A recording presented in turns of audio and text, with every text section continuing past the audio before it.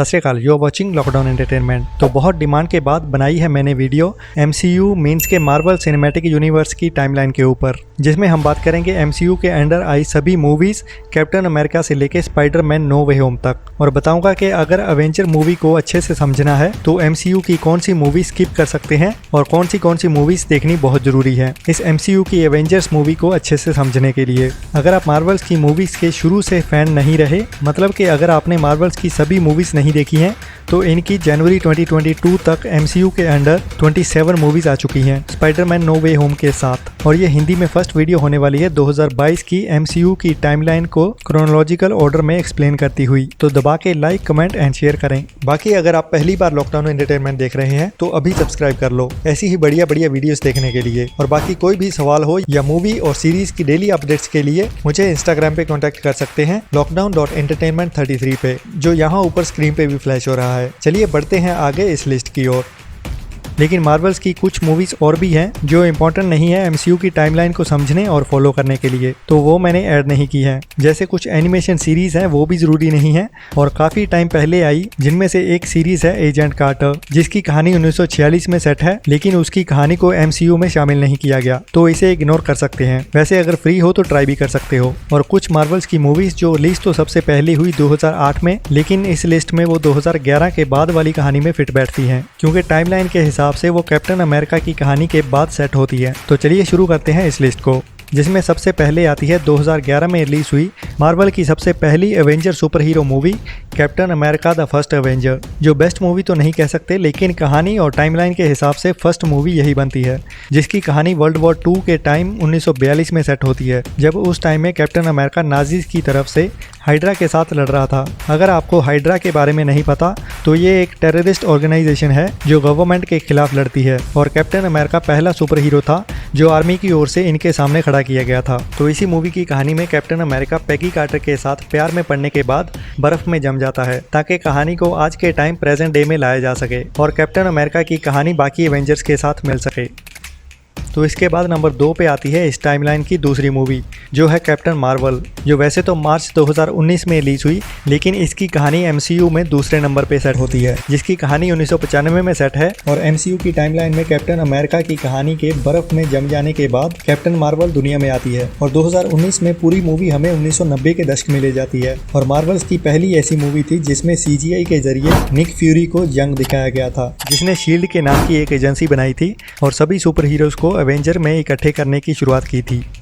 तो MCU की timeline में नेक्स्ट एंड तीसरी मूवी है जो मई 2008 में रिलीज हुई आयरन मैन 1, जो मेरी पर्सनल फेवरेट मूवीज में से एक है, जिसमें रॉबर्ट डॉनी उर्फ टोनी स्टार्क एक छोटी सी वीरान जगह पे अपना पहला आयरन मैन सूट बनाया था और एक पावरफुल लेकिन अकड़ू सुपर हीरो बन गया था, जिसकी कहानी 2010 में सेट होती है। और इसी मूवी के बाद ही मार्वल सिनेमैटिक यूनिवर्स की शुरुआत हुई थी, जिसकी कहानी में टोनी स्टार्क ने अपनी personal assistant Pepper Potts and best friend colonel James के साथ मिलकर ओबादिया स्टेन को ढेर किया था, जिसने ही टोनी स्टार्क को वीराने में किडनैप किया था। और इस मूवी की कहानी में टोनी स्टार्क ने ओबादिया स्टेन को मारने के बाद स्टार्क इंडस्ट्री को वापस अपने कब्जे में लिया।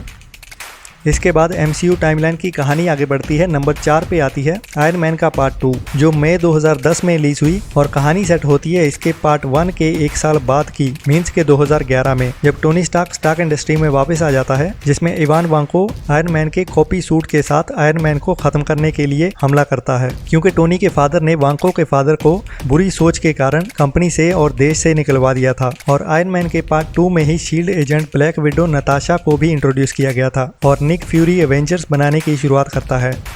आगे नंबर 5 पे आती है द इनक्रेडिबल हल्क, जो वैसे तो सबसे पहले जून 2008 में रिलीज हुई, लेकिन टाइमलाइन के हिसाब से इसकी कहानी 2011 में सेट थी, जिसमें ब्रूस बैनर एक एक्सपेरिमेंट के बाद हुए इन्फेक्शन के कारण बड़ा ग्रीन मॉन्स्टर बन जाता है जब भी थोड़ा सा गुस्से में आता है, और अपने आप को काबू में नहीं रख पाता और अपने सामने आने वाले हर दुश्मन को उठा उठा के पटकता है। फिर उससे लड़ने के लिए उसी एक्सपेरिमेंट से एक नया हल्क बना दिया जाता है जो बैनर से भी बुरा निकलता है, तो जिससे इस मूवी में बैनर ही हल्क बन के निपटता है।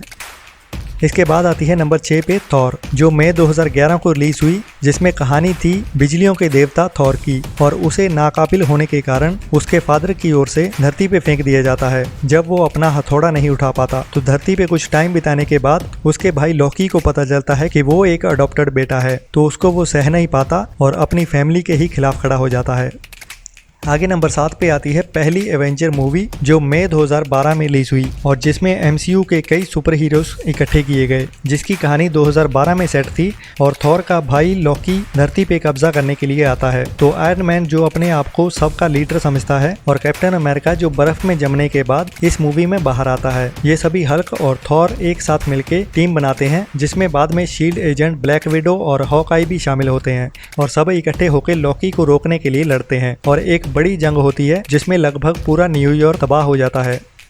इसके बाद नंबर 8 पे आती है थॉर की next movie the dark world means के थॉर का पार्ट 2, जो नवंबर 2013 में रिलीज हुई और कहानी 2012 के एंड में सेट होती है और लॉकी को एवेंजर्स के पकड़ने के बाद की कहानी शुरू होती है, जिसमें थॉर की धरती पे आने और एक और विलन से लड़ने की कहानी दिखाई जाती है। इसके बाद नंबर 9 पे आती है मई 2013 में रिलीज हुई आयरन मैन का पार्ट 3, जिसमें एवेंजर्स में लॉकी से हुई बड़ी जंग के बाद टोनी सोचता है कि धरती को बचाने का एक ही तरीका है कि नई टेक्नोलॉजी के साथ आयरन मैन के बहुत सारे सूट बनाने पड़ेंगे, जिसपे वो अपना काम शुरू कर देता है और आयरन मैन 2 में उसका आर्मी फ्रेंड रोडे जो टोनी से खफा होने के बाद आयरन मैन के सूट की कॉपी को आर्मी वालों को सौंप देता है, जो उसे एक हथियार के रूप में मॉडिफाई करते हैं और वो दुनिया पे ही उल्टा पड़ जाता है। तो आयरन मैन के पार्ट 2 में टोनी स्टार्क एंड रोडे इन हथियारों को खत्म करने के लिए लड़ते हैं, जिसमें वो एक साथ किडनैप हुए प्रेसिडेंट को बचाने के लिए भी लड़ते हैं इसी मूवी में। आगे नंबर 10 पे है captain America the winter soldier, जो मार्च 2014 में रिलीज हुई, जिसमें कहानी सेट होती है 2014 में ही, जब कैप्टन अमेरिका के सामने हाइड्रा का एक नया सुपर विलन विंटर सोल्जर आता है, जो असल में 1942 में उसका फ्रेंड बकी होता है, जिसको हाइड्रा वालों ने ब्रेन वॉश करके बहुत टाइम के लिए आइस में जमा के रखते हैं और हाइड्रा शील्ड एजेंसी को भी अपने कब्जे में ले लेते हैं, जिसमें captain America, black window and falcon के साथ मिलकर हाइड्रा से लड़ते हैं। इसके बाद नंबर 11 पे आती है गार्डियंस ऑफ द गैलेक्सी, जो जुलाई 2014 में रिलीज हुई और ये मूवी एमसीयू की कहानी को थानोस के पास स्पेस में ले जाती है, जिसमें 2014 में ही कहानी दिखाई गई है जब स्टार गोल्ड मींस के पीटर जो मेन हीरो है और गैलेक्सी में चक्कर काट रहा होता है एक पावरफुल इन्फिनिटी स्टोन को बेचने के लिए, जब उसे थानोस की अडॉप्ट की हुई हरे रंग की बेटी और बाकी जैसे गमोरा, बतीस्टा एंड वो बोलने वाला जानवर सभी ग्रूट के साथ मिलके पीटर को पकड़ लेते हैं, जो सब भी इसी कीमती पत्थर के पीछे पड़े होते हैं और इसी कहानी से ही थानोस वो पावरफुल स्टोन्स के पीछे पड़ा होता है, जिनकी कहानी एवेंजर्स की कहानी में आगे बढ़ती है।